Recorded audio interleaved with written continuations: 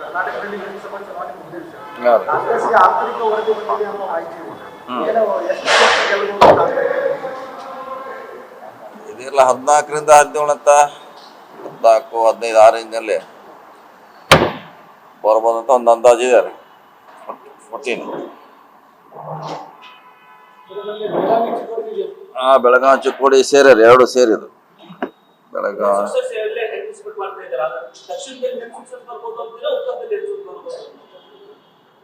ಕಮ್ಮಿ ಈಕ್ವಲ್ ಆಗಿ ಬರ್ಬೋದು. ಅಲ್ಲಿ 7, 8, 7, 8 ರೇಂಜ್ನಲ್ಲಿ ಬರ್ಬೋದು. ನಮ್ಮ ನಿರೀಕ್ಷೆ ಅಂತೀವ ಅಟ್ಲೀಸ್ಟ್ 1 ಹೆಚ್ಚು ಉತ್ತರಕ್ಕೆ ಬಾಂಬೆ, ಹೈದರಾಬಾದ್, ಕರ್ನಾಟಕ ಜಾಸ್ತಿ ಬರ್ಬೋದು ಅಂತ ಅಂದಾಜಿದೆ. ಇಲ್ಲಾಂದ್ರೆ ಈಕ್ವಲ್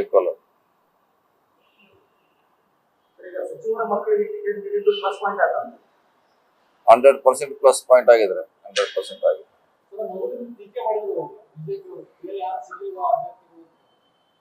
ಟೀಕೆ ಮಾಡ್ಲಿಕ್ಕೆ ಏನು ಅವ್ರಿಗೇನು ಸಂಬಂಧಪಟ್ಟದ ಏನು? ಅವ್ರ ಸಂಬಂಧಪಟ್ಟ ವಿಷಯ ಅಲ್ಲ. ನಮ್ಮ ಪಾರ್ಟಿ ಯಾರಿಗೆ ಕೊಡ್ತೀವಿ ಬಿಡ್ತೀವಿ ನಮಗೆ ಸಂಬಂಧಪಟ್ಟದಲ್ಲ ಅದು. ನಾವ್ ಯಾರಿಗೂ ಕೊಡ್ತೀವಿ ಅದು ಅವ್ರಿಗೆ ಟೀಕೆ ಮಾಡುವಂತ ಪ್ರಶ್ನೆ ಅಲ್ಲ. ಇನ್ನು ಅಭ್ಯರ್ಥಿ ವಿರೋಧ ಮಾಡ್ಬೋದು, ಅರ್ಥ ಆಗಿಲ್ಲ. ಕ್ಯಾಂಡಿಡೇಟ್ ನ ಇವ್ರನ್ನ ಯಾಕೆ ಕೊಟ್ರಿ ಅನ್ನೋದು ಅವ್ರ ಡ್ಯೂಟಿ ಅನ್ನೋ ಅಲ್ಲ, ಅವ್ರ ಸಂಬಂಧಪಟ್ಟ ವಿಷಯ ಅದ. ಈಗ ಅವರು ಸಿಕ್ಕಾಪಟ್ಟಿ ಮಕ್ಕಳಿಗೆ ಕೊಟ್ಟದ್ದು ಎಷ್ಟು ಅದಾರ? ಅವರು ಕಾಶ್ಮೀರದ ಕನ್ಯಾಕುಮಾರಿ ಲಿಸ್ಟ್ ತೆಗದ್ರೆ ಎಲ್ಲಾರು ಮಕ್ಕಳು ಇದ್ದೇ ಅದಾರ, ಇಲ್ಲ ಅಂತ ಎಲ್ಲಿ ಹೇಳಕ್ಕಾಗಲ್ಲ. ಅದ್ ನಮ್ದ ಬಹಳ ಹೈಲೈಟ್ ಮಾಡ್ಲಿಕ್ಕೆ ಹೇಳಲಿಕ್ಕೆ ಪ್ರಯತ್ನ ಮಾಡ್ತಾರ.